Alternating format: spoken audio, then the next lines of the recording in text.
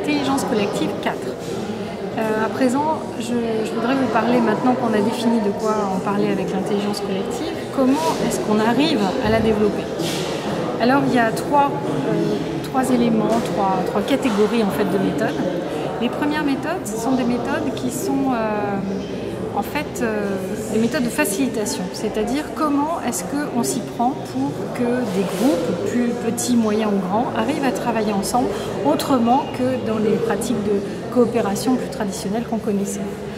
Donc il y a un certain nombre de pratiques qui existent, qui sont qualifiées de hosting, puisque ça vient des États-Unis et du Canada, ce qui veut dire accueillir les groupes, un peu comme un hôte invite les personnes chez lui. Donc ça veut dire qu'on est en train de placer les conditions pour qu'émerge du groupe d'individus qui seront là quelque chose de plus, quelque chose de bien, et on se soucie aussi de la convivialité qui va être une part importante pour que le groupe puisse fournir une production de qualité.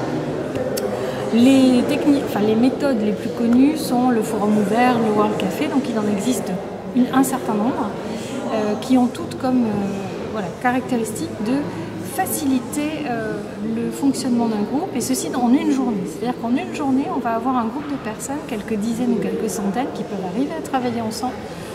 Et la manière dont ça se passe va rendre les gens acteurs. Peut-être qu'avant, ils arrivaient en train de grogner, de pas trop avoir envie de participer, et là, tout d'un coup, ils se mettent à participer et ils produisent quelque chose, et ça peut se faire en une journée.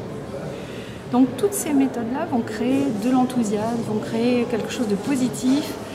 La question, c'est ensuite quel est le suivi dans le reste de l'entreprise. Donc là, on peut avoir la deuxième partie de méthodes, qui sont des technologies, qui sont des formules d'intranet ou de plateformes, évidemment sur Internet, qui vont permettre aux personnes de se connecter ensemble, de partager des informations, des connaissances, d'avoir évidemment un trombinoscope, un petit peu comme... on peut avoir une ergonomie un peu comme Facebook, où les gens peuvent avoir des chats, des forums et autres. Partager des infos, on peut avoir de l'e-learning, on peut avoir la vidéo, de la radio, tout ce qu'on veut. Et en plus, on peut aussi valoriser la contribution des personnes. C'est-à-dire que selon si quelqu'un contribue davantage, il aura des signes de reconnaissance parce qu'il sera valorisé par le reste du groupe comme contributeur. Donc on va avoir au sein de l'entreprise quelque chose qui va se continuer pour autant que ces pratiques-là sont en phase avec la culture de l'entreprise.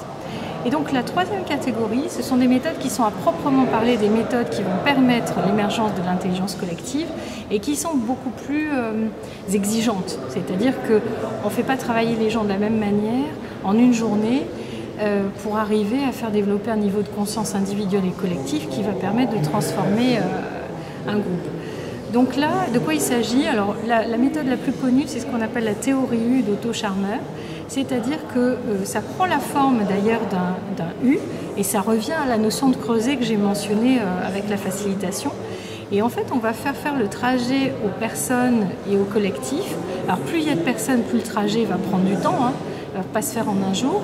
On va permettre aux gens de sortir de là où ils sont habituellement, c'est-à-dire avoir tendance à se comparer, à être dans la compétition, à reproduire des choses qu'ils connaissent, à être dans les jugements. Donc on va amener les personnes à aller vers de plus en plus d'authenticité dans les échanges. Donc ça veut dire poser un cadre, donner des bases aussi de communication de telle sorte à pouvoir se parler correctement dans ces échanges où on va viser un peu plus d'authenticité, pour descendre progressivement vers une conscience individuelle importante et ensuite arriver à ce que les gens soient vraiment en présence avec eux-mêmes et du coup en présence avec l'autre et du coup en présence avec cette dimension un peu supra dont j'ai parlé, qu'on va retrouver aussi dans les états de grâce des métiers de spectacle et de théâtre, pour donner des racines différentes.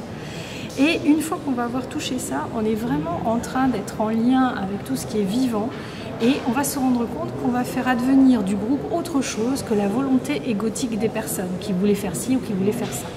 Donc c'est tous les termes de lâcher prise qu'on va retrouver là, qu'on va voir en action. Les gens vont commencer à lâcher l'envie de faire quelque chose et ils vont laisser advenir ce qui peut se passer grâce aux personnes et à travers le groupe. Et au fur et à mesure, on va remonter ce creuset, ce U, pour arriver à quelque chose qui va être plus formalisé, de l'ordre d'une action concrète jusqu'à des plans d'action qu'on va appeler dans ce modèle-là prototypage. Donc ça, c'est une méthode bien particulière qui est quand même la plus efficace pour arriver à faire advenir l'intelligence collective. Après se pose la question aussi de la gouvernance, donc de comment les groupes et notamment les équipes de direction fonctionnent, et puis ensuite toute la strate managériale. Et donc là, vont se poser les questions de gouvernance avec différentes méthodes. La plus aboutie pour le moment est l'holacratie. Et il existe comme ça d'autres méthodes, mais moins importantes en nombre que les précédentes, et qui visent à permettre aux gens d'arriver à fonctionner sur un postulat d'équivalence pour produire à partir du groupe quelque chose qui les dépasse et qui soit au service d'une raison d'être, celle de l'entreprise, et qui va permettre de développer des créativités, des innovations supérieures à toutes celles qu'elles ont réalisées jusqu'à maintenant. Voilà, je vous remercie.